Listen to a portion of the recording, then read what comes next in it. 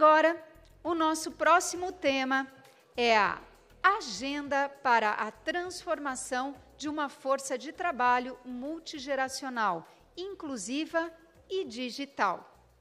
Convido ao palco Marisabel Ribeiro, diretora executiva de Estratégia de Talentos da Messer Brasil. Seja bem-vinda. Carolina Kia, CEO da Bud e cofundadora da WIMI. Prazer. Fernanda Calói, CEO da Lala Brasil. Bem-vinda. Wesley Vaz, professor convidado de Transformação Digital e Inovação do Setor Público da Fundação Dom Cabral e secretário de Controle Externo de Governança, Inovação e Transformação Digital do Estado no TCU.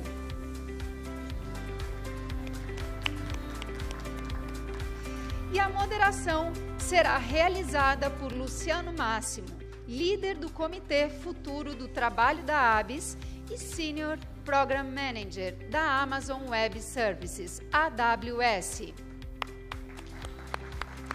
Ao final, teremos um momento das perguntas e respostas e lembramos que, para facilitar a identificação dos participantes, temos a diferença de cores nos crachás. Qualquer dúvida, a equipe da ABS está à disposição. Obrigada. Bom painel a todos. Alô. Boa tarde a todos e a todas. Tudo bem? Está todo mundo resistindo bem aí? É um prazer, primeiramente, estar aqui representando a ABS, o Comitê Futuro do Trabalho da ABS, e também a AWS, para discutir esse tema tão importante, né? Isso só mostra que esse Summit da ABS é bastante importante para a gente fazer uma pausa para reflexão, para fazer networking, né? A gente já viu temas de sustentabilidade na mesa anterior, falamos de inteligência artificial, que está na ponta da língua de todo mundo, falamos de regulação, e agora é o momento para a gente falar de gente, que é o que importa, que permeia todos esses assuntos e essas agendas que a gente trata. Bom, para abrir essa mesa, a gente sabe que na indústria de tecnologia existe essa lacuna, né, essa boca de jacaré entre as demandas das empresas por talentos e o que tem de disponível no mercado. Até 2030, 2 milhões de novas posições e vagas serão criadas na indústria de tecnologia, e a gente percebe que as empresas não conseguem acompanhar esse ritmo, e até mesmo uma pesquisa da Mercer, né, mostrou que as empresas, 58% das empresas, não têm a capacidade de fornecer treinamento, fornecer upskilling, reskilling para essas pessoas, né? Então, isso traz para a gente, numa era de tecnologia muito acelerada, de inteligência artificial, de polêmicas, se esses novos avanços vão acabar com vagas, ou se vai forçar as pessoas a se prepararem para um novo momento na economia. Acho que a gente começa esse painel tratando desse impasse, né? Nada melhor do que estar com pessoas tão competentes e especiais para tratar disso. Então, a minha primeira pergunta, acho que para todo mundo, vou começar lá daquela ponta. Legal. Perguntando, à medida que a transformação digital avança e que novas gerações se integram ao mercado de trabalho, como as empresas devem equilibrar a inovação tecnológica com a adaptação humana e cultural, né? Na última mesa aqui, a nossa palestrante falou sobre a questão da cultura organizacional, né? Como garantir que a transformação digital seja diversa, inclusiva e eficaz para todas as gerações? Vamos de lá para cá, depois a gente vai voltando. É quase aquela brincadeira da pergunta de $1 milhão, né? Porque, na verdade, é uma questão muito complicada mesmo. A gente não tem, nem como país, nem como estrutura de formação e de desenvolvimento, tudo aquilo que a gente gostaria ou precisaria para dar a celeridade necessária para que a gente tivesse a oportunidade de se desenvolver a contento ou no ritmo necessário. E aí isso acaba gerando essa bolha que a gente está encontrando hoje em dia. Então, equilibrar essas duas forças é algo de extrema dificuldade. Se, por um lado, acho que a grande dificuldade vem porque isso diz respeito ao mindset. Você tem que transformar mindset. Você tem que mobilizar as pessoas para a descoberta de que elas têm que se desenvolver, que elas têm que buscar. E, do outro lado, do lado organizacional, o lado da própria organização. Como é que ela estrutura oportunidades que propiciem desafios para que as pessoas busquem esse desenvolvimento e, de verdade, escalem a sua necessidade aí de aprendizagem, que é corriqueira, né? Eu acho que essas duas coisas acabam por nos levar a um outro ponto, que é a gente não está sabendo fazer esse equilíbrio, e esse equilíbrio, eu quase que acredito que não se dará. Então, a gente acaba sendo puxado como indivíduo, e o que não pode acontecer, ou não deveria acontecer, é as organizações, de alguma maneira, desacelerarem o seu desenvolvimento e o seu crescimento à luz desta dificuldade ou desta falta de recursos mesmo que a gente oferece, né? Acho que a chave está nisso, sabe? Como a gente trabalha com as pessoas para que elas, de verdade, se desconectem da resistência de será? O que eu faço? Como eu me seguro aqui? Para um novo olhar. Que outra coisa eu posso fazer que vai me levar mais longe? Carolina. Oi, gente. Boa tarde. Tudo bem? Complementando a Maria Isabel, eu acho que, quando a gente pensa em evolução humana, a gente sempre passou por muitas transformações tecnológicas, né? E acho que o que difere dessa é justamente a velocidade. Mas, de alguma forma, nós, enquanto seres humanos, sempre foi desconfortável. Eu gostei que a Maria Isabel falou sobre mentalidade, porque eu acho que não é sobre a tecnologia em si, é o quanto que a curiosidade ela pode nos ajudar a testar algumas coisas, né? Mais de uma perspectiva individual. Eu brinco muito, eu falo que a minha mãe ela já usa muito o ChatGPT. E, quando chegou na minha mãe, é que tem bastante gente usando, né? Acho que não todo mundo, mas minha mãe conversa para lá, para cá, pergunta tudo, já pula uns médicos, porque ela já conversou, ela já resolveu. E eu acho que tem essa mentalidade, né, da curiosidade, de testar, de experimentar. E a minha visão é que a organização, por ser um conjunto de pessoas que se movimentam um pouco mais lentamente, ele nunca vai dar conta de ir na mesma velocidade mesmo do que as transformações da tecnologia. Vai estar sempre um pouco mais lento, um pouco mais devagar do que o indivíduo. Então, essa é um pouco, talvez seja até um contraponto, mas é uma perspectiva diferente. Eu acho que a lição que fica para mim do que eu tenho visto é que a curiosidade não é muito sobre a tecnologia em si, mas como a gente encara ela e a curiosidade que a gente tem de experimentar enquanto profissionais, independente da profissão ou da empresa que a gente esteja. Dá até para acrescentar a sua fala, né, o papel fundamental, né, das empresas, dos governos, né, de instituições acadêmicas, o papel de inclusão, né? Exato. Para que todo mundo tenha esse ritmo, esteja dentro do ritmo, né? Mas eu quero ouvir agora a Fernanda. Boa. Vou adicionar um pouquinho, acho que eu concordo com o que vocês trouxeram, vou trazer um outro ângulo.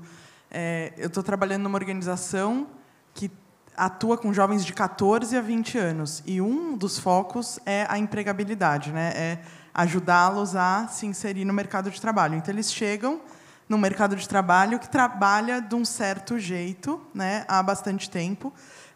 Tem gente nova criando jeitos novos, mas a massa, né, está ali formada pelas empresas tradicionalmente atuando de formas hierárquicas, né, com seus modos ali de operação. E, gente, a gente tem que ter um pouco de empatia, porque eles chegam e eles não se sentem, né, pertencentes, eles não se sentem assim, puxa, que inspirador, né? Então, a gente precisa abrir essa conversa, né? A gente precisa sair um pouco ali do isso aqui é feito assim porque sempre foi feito assim e pronto, e meio que tentar achar esse fluxo, né? porque eles não se dão bem com a hierarquia, não se sentem inspirados em ser workaholics. Não, né, geralmente falando, eles não querem que a vida deles seja sobre o trabalho. E daí a gente vem lá e fala, não, você tem que trabalhar aqui 8 horas por dia. E daí essa coisa do híbrido e né, essa coisa fluida. E daí eles falam, bom, mas eu quero poder levar meu cachorro para passear durante o dia. Então, é um choque, né? Então, eu acho que o nosso papel é abrir essa conversa e falar, bom, então quais são as formas que a gente pode se adaptar? É claro que é difícil fazer isso numa instituição de centenas de pessoas. Mas vai vir essa onda, a gente tem que fazer. Né? Então, muitos jovens já falam, não, vou criar minha própria empresa. Você vê um monte de empresas lideradas por Gen Zs hoje em dia, né? E eles vão criar o jeito deles, vai ter gente, mas não vai ser a massa. Né? A gente tem que abrir essa conversa e trazer eles para dentro da força de trabalho de uma forma que faça sentido para eles. Eles nasceram num mundo que a crise climática é real. Né? O nosso era assim, está vindo. Né? Para eles, assim, eu nasci nesse mundo que já me deixaram o mundo detonado. Estragado, né? Para não falar. Então, eles falam, mas vocês querem que eu trabalhe 8 horas por dia em um trabalho só para ganhar um salário, enquanto o mundo está sendo detonado? Então, tipo, acho que, né, resumindo, assim, acho que é uma filosofia da gente escutar mais ativamente essa geração. Com metodologia e com objetivo, mas não deixar que só a gente dite as regras e eles só entrem nessas regras. Né? É meio utópico, mas estamos aqui fazendo o quê, né, de melhor? Não, muito bom, muito bom. Você traz essa geração que você mencionou já nasceu com um senso de responsabilidade, né? Enquanto a nossa geração estava postergando, né? E a ficha vai caindo mais tarde. Wesley. Vamos lá, primeiro... A receita para o equilíbrio, você que vai... Não, vou fazer o contraponto de todos os contrapontos. Maravilha. Vamos debater. Bom, eu atuo no Tribunal de Contas da União também, com um time de 147 pessoas, que vai da idade de 24 anos a 66 anos. Infelizmente, nesse grupo meu, só tem 15% de mulheres. Porque não dá para fazer uma conclusão de que esse grupo seja de verdade diverso. E, ao contrário do que a gente está falando até agora, quando a gente está lidando com o ambiente público, a gente está lidando necessariamente com o reskilling, porque as pessoas entram e muito dificilmente saem. Então, esse meu colaborador que entrou com 26 anos, onde eu trabalho, tende a ficar lá, atenção, até os 60 e tantos, independente das questões que você traz, Carol. Independente da dificuldade com hierarquia, independente da dificuldade com as questões ambientais, etc., etc. Então, a minha atuação como professor e como profissional dessa área me diz que a única forma de equilibrar esse jogo de adaptar as cabeças das pessoas à transformação digital nesse cenário tão difícil não é focar exclusivamente na tecnologia, mas é focar numa coisa que é comum a eles. E o que é comum neste grupo? Um conjunto de problemas que eles precisam resolver. Tanto para o profissional de 65 anos, quanto para o profissional de 23 anos, eles têm, em essência, que resolver a mesma questão. E a percepção que cada um tem de como resolver essa questão é que é diferente. O novinho já vai buscar na tecnologia de agora formas de resolver isso. O mais antigo duvida que aquela tecnologia possa resolver as questões de maneira diferente. De modo que a minha percepção sobre tudo isso é a de que, em especial em ambientes com muitas gerações tentando resolver o mesmo problema, a gente tem que conectá-las por uma coisa em comum e sempre respeitar a diferença entre eles. Eu não posso pedir que a minha mãe seja tão fluente em algumas coisas que eu sou, porque nós somos gerações diferentes e sempre seremos. E eu acho que isso é natural desde sempre. Então, acho que são duas coisas, respeitar as individualidades, mas achando um ponto em comum entre elas, que, normalmente, onde eu vivo, são os problemas que precisam ser resolvidos hoje, de maneira específica e o mais concreto possível. Perfeito. Voltando para Maria Isabel, eu quero falar da pesquisa, né, complexidade da pesquisa da Mercer, né, e da complexidade que isso tem, né? Em uma entrevista recentemente, você fez uma provocação dizendo que, apesar do ambiente altamente tecnológico e da entrada da inteligência artificial, o momento é de focar nas pessoas e até questionar a relação, né, que as pessoas têm com o trabalho e a definição de emprego, né? Que é um pouco o que a Fernanda trouxe e que a gente trouxe aqui nesse início. Que o próprio Wesley trouxe. Então, a pergunta é, o que as lideranças não estão enxergando nisso tudo que vocês colocaram? Isso. Tem um ponto muito legal que a pesquisa anuncia para a gente, que é essa força a força da organização como moldadora do indivíduo. Né? Tem uma força que a organização faz de moldar modos, e hábitos e costumes e tudo mais. Por outro lado, toda a resistência que as organizações têm encontrado das novas gerações nesse sentido.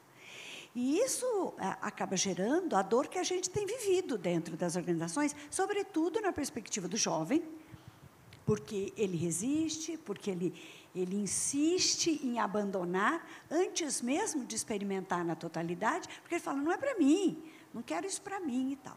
Para o lado dos mais moldados, a gente vai ver outra coisa. A gente vai ver um incômodo e até um certo sofrimento, sabe?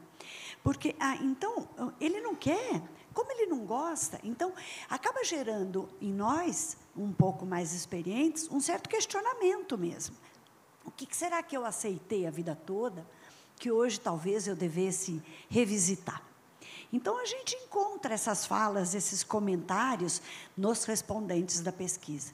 E aí vem a história que eu comentei lá, que acho que a gente precisa parar e olhar. Primeiro que eu acho que a gente não está ouvindo verdadeiramente. A gente está ouvindo com ouvidos de escuta leve, branda, com escuta de quem quer moldar e não de quem quer encontrar novos caminhos. Ou de entender que existe um novo modo de atuar que a gente talvez tenha que criar espaço para isso. Segunda coisa que eu acho que a liderança não está fazendo, não sou eu que acho, mas está na pesquisa, e aí é em função disso que eu trago a minha fala, né? Que o que a gente não está fazendo legal é tentar identificar o que tem de habilidades e características nessa juventude que está se inserindo no ambiente de trabalho, que a gente pudesse aproveitar e muito. Porque ela é, de verdade, a força motriz da transformação. Você falou agora há pouco da curiosidade. Para mim, é uma das habilidades mais importantes que a gente tem feito muitos esforços para matar, ao invés de incentivar. E aí, se a gente, enquanto liderança, enquanto mais experientes, adultos mais experientes no trabalho e no ambiente corporativo, abríssemos espaços para que a curiosidade fosse incentivada, que o questionamento fosse incentivado, eu posso, apesar dessas coisas gerarem outras formas de agir ali dentro, eu posso gerar modos de agir que sejam bons para todos. A gente pode aprender claramente, facilmente, a fazer discussões importantes, interessantes, ouvindo os demais e chegando a um acordo, e chegando a um ponto comum. E é isso que, na minha perspectiva, está faltando nas nossas lideranças, sabe? É uma escuta de fala aí, mas quem decide sou eu. Por que eu não aproveito esse momento, aquilo que vem de ideia nova, ou aquilo que vem de, sabe, frescor?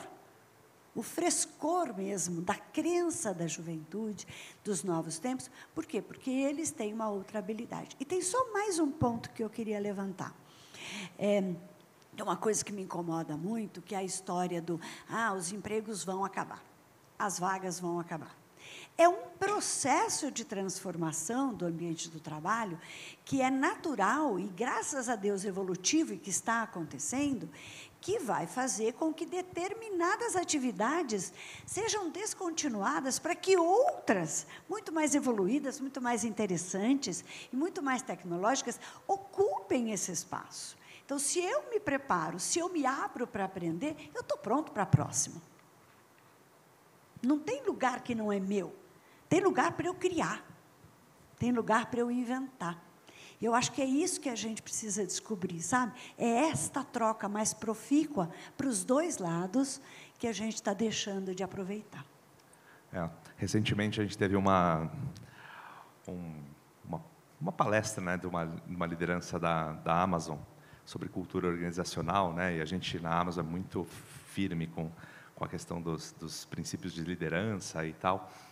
E essa pessoa, ela falou que, poxa, a gente tem que pensar mais, né? A gente subestima muito o pensamento. Então, ela colocava várias questões. Pega 2 minutos, pensa sobre isso, pensa sobre isso. E nessa questão, se a gente pegar o exemplo da inteligência artificial, né? A gente fala que está na moda, está todo mundo só falando disso, mas existe um certo alarme, né? E as pessoas poderiam pensar um pouco mais. Os empregos vão acabar, tem que estudar, tem que fazer. A pessoa fica tomada pelo medo, medo do eu não tenho espaço. Exato. Não é? Se elas se propusessem a pensar, a refletir sobre os processos, sobre como foi a jornada, né, de evolução dessas gerações profissionais, aí o colega da mesa anterior falou, né, sobre sustentabilidade e sobre a Inglaterra, né, começando a Revolução Industrial. Será que o pessoal pensava, quando chegou a máquina a vapor, eles tinham esse alarme, vai acabar todo o trabalho das pessoas, não vai ter mais trabalho, né, vai ter tudo, as máquinas vão fazer isso. Mas sabe que eu tenho visto muito, e aí, acabando que eu não quero ocupar o espaço dos demais, quando a gente fica, como que, prevendo um fim, a gente fica se resguardando do perigo, né? E aí você se enclausura no seu próprio medo. Vou contar um caso muito rapidinho. Eu estava num evento e um presidente sendo convidado, literalmente, pelo conselho, ele era um CFO, convidado pelo conselho a assumir como CEO da companhia, e ele só como interino. E aí o conselheiro presidente falou para mim, ele não tem jeito para presidente? Eu escutei, falei, bom, não conheço, deixa eu conversar um pouco. Passei o evento conversando com ele, essa é a minha profissão, eu sou coach, faço assessment, então você vai ouvindo, né? No final do evento, eu virei para esse CFO e virei e falei assim, você está pensando fortemente no convite? Ele falou, não, eu não sei se eu estou preparado. Eu falei, vou deixar 2 perguntas para você. Primeiro, você acha que o que você faz hoje é como ser um presidente? Acho. Ele falou, eu falei, não me responda, se pergunta, porque você já está. E você ainda ganha como CFO, mas você já está presidente. Segundo, você acha que todo presidente que assume se acha em plenas condições, completamente preparado? Mas eu vou deixar você dormindo com a pergunta. Fui-me embora. Essa semana recebi um WhatsApp dele. Queria dizer para você que a sua pergunta ficou conversando comigo, não sei o que, aceitei. Né? É esse medo que a gente tem que romper, sabe? Sai do corpo, descola a alma do corpo e anda. Depois você encontra com ela ali na frente. Vai dar certo, né? Mas arrisca. Né? Legal, belo caos. O evento já ficou, o painel já ficou do jeito que eu gosto, né? Com causos, então... Mineiro conta caso. Fica melhor assim. Wesley, voltando para você, na sua fala inicial, você já trouxe um pouco da sua experiência no setor público, dessa questão de como trabalhar as gerações. Eu quero saber agora, voltando na questão do treinamento, né? Quais são as dificuldades, né, de treinar e capacitar essa galera, né, que entra no setor público mediante bastante concorrência, mediante bastante preparação, às vezes uma preparação até cega, né? E ali. Como que é isso? Vamos lá. E se você puder ser breve, porque ali o painel está dizendo que o tempo já está esgotado, mas eu tenho 17 minutos ainda. Brevíssimo. Bom, vamos primeiro ao óbvio.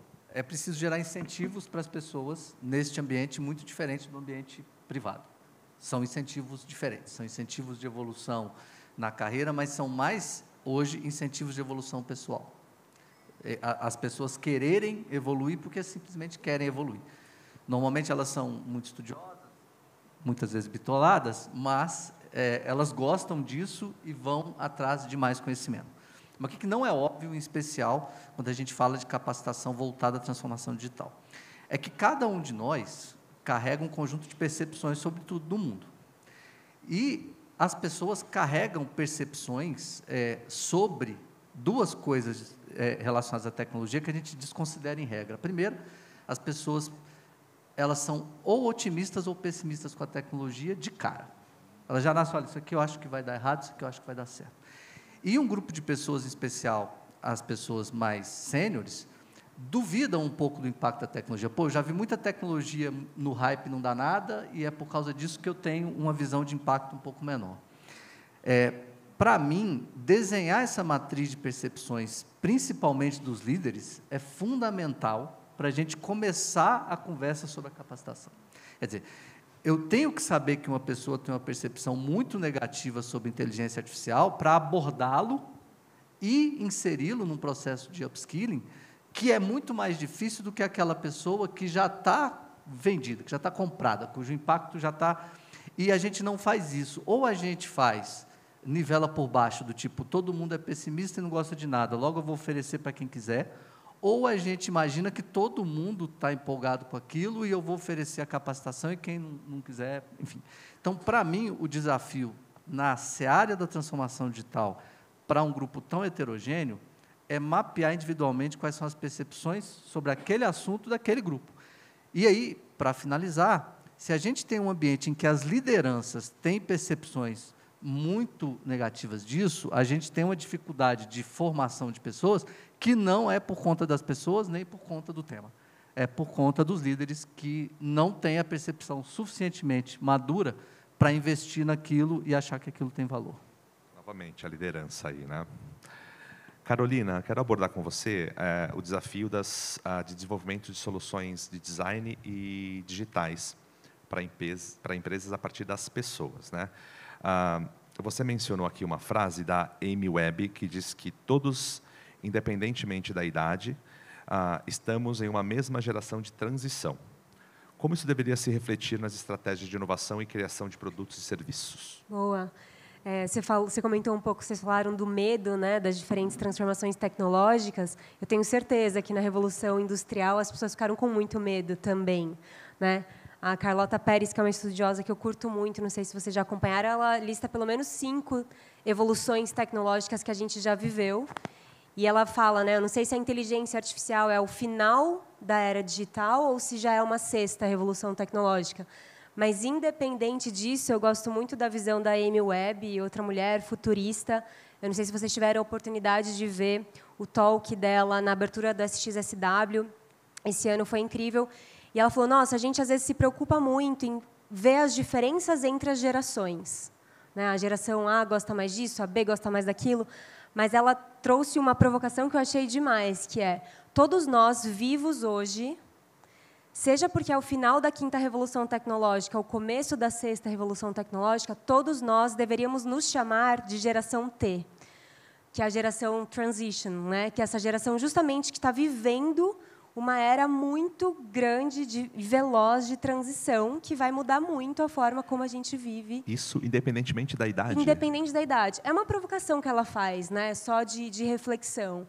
Porque ela fala que todos nós, independente da idade, achei super legal que a Maria Isabel trouxe algumas diferenças, todos nós vivos hoje, a gente está sentindo algo mudando muito forte. Cada um reage de um jeito, né? Mas, de alguma forma, cada um interage de uma forma diferente com essa tecnologia, mas todos nós estamos sentindo essa mudança.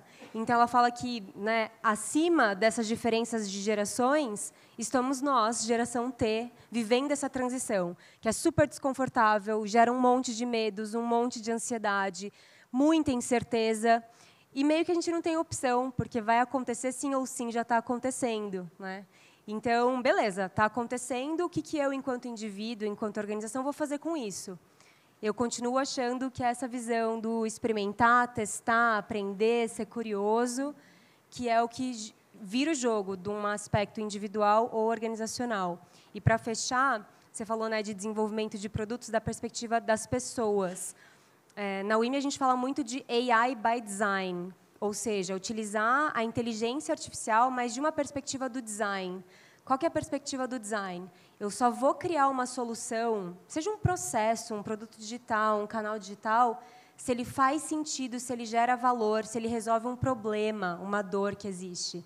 Muita empresa chega para a gente, eu quero usar a inteligência artificial. A gente fala, legal, mas para quê? Qual é a dor que você quer resolver? Porque eu vou usar por usar, ninguém... Se você não vai com essa mentalidade, aí de novo, a mentalidade, desde o início da concepção de um produto digital, não importa a tecnologia que você utilizar, não vai entregar valor e não vai mudar a vida de ninguém e não vai ser relevante, sempre vai flopar. Inclusive, a capacidade de aprendizagem é muito maior, né? Se a pessoa vai com essa intenção. Exatamente. E sempre em ciclos, né, de aprendizado, teste, iteração. Sempre que a gente lança uma nova solução digital, a gente sempre está com essa mentalidade de pequenos ciclos e evoluir a partir disso. Legal, gostei desse conceito de geração T, né? Sua mãe é uma prova empírica disso, né? E o presidente amigo da Maria Isabel também, né? Geração T. Fernanda, como que você vê a adaptação das empresas para acolher as novas gerações? Você mencionou bastante os jovens, né? No ambiente corporativo, considerando os diferentes valores, as expectativas. Você tem experiência no Google, em startups, além da Lala. Quais práticas desse mercado você cita como referência? Bom, acho que eu tive sorte de entrar no Google uns 15 anos atrás, na época que estava ainda começando, né, o escritório a ganhar corpo no Brasil. Então, muitas práticas daquela coisa da startup, mesmo do Vale do Silício, existiam, né? Então, a gente se sentia muito à vontade para interagir fora do protocolo, né? Então, várias áreas, dependendo das pessoas, da afinidade das pessoas, saíam criando coisas que ninguém tinha pedido, né? Então, várias inovações dentro do Google foram criadas assim, né? No tempo livre dos funcionários que faziam outras coisas. Claro que, conforme a empresa vai crescendo, vai ficando mais difícil você sair, né, do sistema ali que está montado. As coisas são mais... As caixinhas vão ficando mais justas, né? Mas os primeiros anos que eu tive no Google, eu tive 10 anos no Google, os primeiros foram realmente verdadeiro essa questão do 20%. Isso é uma prática que hoje o Google nem fala mais tanto nisso, mas era muito real ali no começo de 2012, quando eu entrei, de você usar 20% do seu tempo em algum projeto que te animasse, independente da sua função inicial. Então, isso gerava tanta conexão para as pessoas em outras áreas da empresa que você não sabia o que podia vir dali. Você estava simplesmente dando liberdade, confiando no colaborador de que ele iria achar alguma coisa útil ali para fazer com aquele tempo. Aos poucos foi ficando mais difícil você ter aprovado um projeto tão fora da caixa para você usar 20% do seu tempo, que às vezes a gente até brincava que era 20 de 120. Mas tudo bem, pelo menos eles estavam deixando a gente usar o tempo, né, para isso. Então, naquela época eu aprendi demais sobre essa colaboração meio que serendipidade, assim, né, no acaso. Às vezes, duas pessoas podem se juntar, uma de finanças, outra de vendas, e sair alguma coisa, né? O próprio Orkut foi assim que foi criado. Acho que a maioria aqui deve lembrar do Orkut. Então, era um engenheiro que criou uma rede social no tempo livre dele e virou um dos maiores produtos do Google por vários anos, né? O Gmail também veio assim. Uma pessoa não estava contente com o sistema interno de mensagens. Resolveu testar ela mesma, no tempo livre, e criou o Gmail. Apenas, né? Então, tipo, imagina se falassem para ele, não, você não pode fazer você só pode fazer o que está na sua função. Hoje é mais difícil, eu acho, mas eu acho que a gente tem que ter um pouquinho disso ainda. Trazer essa semente de deixar as pessoas serem inovadoras. Porque, senão, se a gente coloca elas só em caixinha o tempo todo, você está limitando ali, né, o que pode surgir, né? E a pessoa se sentir em casa numa empresa...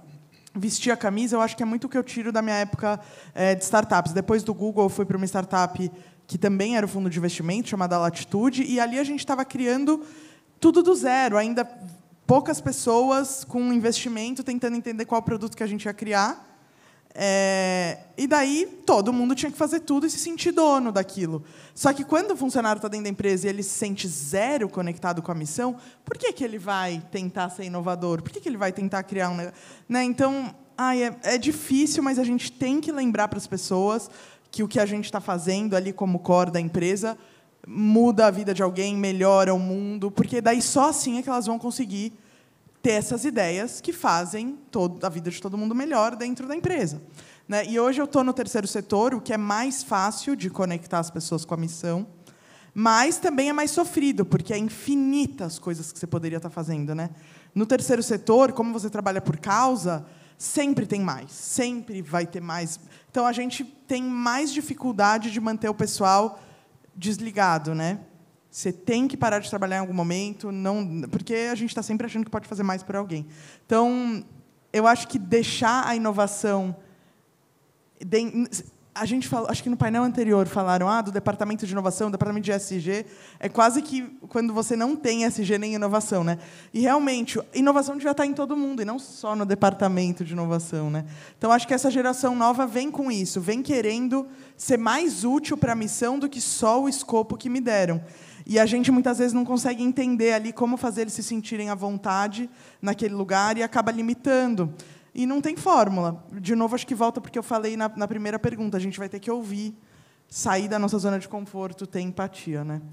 Mas estamos todos no mesmo barco. Acho que todos estamos em transição. Então, quem aqui não se sente incomodado de falar, eu nem sei como funciona o TikTok? Né? E a gente tem que entender um pouco, ou ouvir, ou perguntar. Então, senão, vai ficar cada um mesmo na sua geração ali, tendo conversas diferentes, horizontais, né, e não interagindo de forma mais produtiva. Bacana. Gente, agora a gente tem 5 minutos para encerrar o painel. Quero trazer uma última questão para todos vocês, de forma bem objetiva. Né? Dentro das perspectivas de que a tecnologia, que essa jornada acelerada da tecnologia traz para o mercado de trabalho, em relação ao tema de upskilling e reskilling das pessoas. Né? Diante de projeções de que muitos empregos vão acabar, o que vocês trazem de recomendação em relação a upskilling e reskilling, né? Treinamento da força de trabalho diante disso? Se vocês puderem ser breve, uma pergunta bem objetiva, respostas objetivas. Brevezinha, porque eu estava aqui ouvindo essas coisas todas maravilhosas e minha cabeça funcionando aqui. Então, olha o caos vindo aí. Vou deixar eu e os meus causos, né? Mas não vou contar um caos. Eu vou lembrar 2 coisas importantes. Quando a gente pensa no futuro do trabalho, e tudo que a gente tem estudado sobre o futuro do trabalho mostra para a gente que a gente tende e deve buscar o desencaixotar. Sair das caixinhas tradicionais que a gente ouve a vida toda nas organizações, cargos e estrutura. Essa é a tendência lá na frente ainda. Para quê? Para que eu transforme as pessoas naquilo que elas verdadeiramente são. Um ser dotado de habilidades, de possibilidades, que podem ser melhor aproveitadas em diversas coisas dentro do espaço e do ambiente de trabalho que ela estiver. Ou seja, a gente anuncia a possibilidade, no futuro, de contratar pessoas por habilidades e não para uma caixinha. Isto posto, se eu pensar na perspectiva de upskilling e reskilling, passar a estudar ou a compreender o que é que eu tenho de potencial. O que é que eu tenho de possibilidades já construídas e o que eu quero construir a mais. E como é que eu vou mostrar isso para que eu seja melhor aproveitado no ambiente de trabalho? Essa é a chave da virada, não é? A própria perspectiva de geração é encaixotamento. Eu não sou de geração nenhuma, eu sou ageracional. Quem perguntar a minha idade, eu vou responder como respondia a minha mãe. Comigo carrego quantos eu quero, o resto fica na gaveta. Acabou. Não é? Por que eu tenho que me intitular geração X ou Y? Sou nenhuma, sou do mundo. Eu também não me ligo muito nisso. Eu até me perco quando fala geração Z, geração Y. Me perco um pouco nessas etiquetas. Boa, eu acho que é isso. Todos passando por essa transição. Lá na UIMI, né, eu acho que um exemplo, né, se eu fosse deixar uma dica, na UIMI a gente tem designers e desenvolvedores aplicando muito AI para desenvolvimento de software, soluções digitais. Eu cuido dos times de marketing e vendas. E eu falei, cara, como que eu aqui consigo evoluir, aprender alguma coisa? E eu fui testar algumas integrações de GenAI, até publiquei no meu LinkedIn. E aí, eu fiz algumas integrações Tactic com transcrição automática, isso jogava para o GPT, um agente que já tem o histórico de todas as nossas ofertas, batia a transcrição, o agente já elaborava 5 slides da proposta, já carregava para o Canva, a proposta estava pronta. Meu time de marketing e vendas tem 15 pessoas, a gente reduziu com essa leve integração 100 horas por mês do meu time. Numa brincadeira, numa curiosidade que eu tive ali, falei, cara, como que eu posso usar para o meu dia a dia? Então, numa média ali que eles levavam de 7 a 8 horas para elaborar uma proposta, né? A gente vende serviços de tecnologia, isso reduziu para 30 a 40 minutos. Então, acho que deixa essa provocação assim para todos nós. Está aí, não tem como fugir, beleza. Então, como que eu vou aprender algo novo? O que eu vou testar hoje, mesmo que muito pequeno, para conseguir acompanhar essa mudança e acolher nossos medos e todo o nosso desconforto? Bom, a minha dica bem prática seria ajude as pessoas do seu time a se conhecer. Porque do autoconhecimento, a gente tira ali o que a gente é bom, o que a gente gosta de fazer. E quando a gente está nessa zona, trabalhando nessa zona, a gente é sempre mais feliz, mais produtivo, traz menos problema para o chefe. Então, assim, autoconhecimento, para mim, é a chave de tudo. Então, upskilling, reskilling vai nessa linha, né? Para a gente saber no que a gente quer crescer, o que a gente quer fazer como a próxima coisa aí da nossa carreira. Então, bem amplo, mas assim, para deixar todo mundo pensando. Você desenvolvendo o seu autoconhecimento, você vai estar bem integrado e vai saber exatamente o que você precisa para se autodesenvolver ou para identificar o treinamento que você precisa fazer para estar dentro daquilo que você precisa alcançar, né? Wesley, por favor. Acabou, mas olha, a minha dica Quase. é ache uma razão, um propósito, um motivo comum. Eu faço a brincadeira lá com o meu time, né? Eu estou aqui em São Paulo, não sou daqui, mas sou corintiano, e nós temos 30 milhões de pessoas completamente diferentes entre si, com uma coisa em comum, né? A paixão pelo time. Eu acho que quando a gente passa isso para o ambiente corporativo e acha o nosso time, é um projeto, é uma ideia, é um produto, é um serviço, e conecta isso, independente das diferenças entre as pessoas, e cria essa paixão, a gente vai tratar o upskilling e reskilling como sendo uma parte divertida do processo de aprendizado. É isso. Maravilha. Mesmo caindo para a Série B, a paixão continua. Podem torcer, mas não vai acontecer. Gente, quero agradecer, o nosso tempo está esgotado. Quero agradecer a Marisabel, a Carolina, a Fernanda e o Wesley. Eu achei ótimo, bem inspirador tudo que a gente trouxe. A gente falou de coisas mais objetivas, falamos também, viajamos um pouquinho aqui, tentamos sair para fora das caixinhas. Eu acho que foi bem proveitoso, espero que vocês tenham gostado. Um abraço. Obrigada.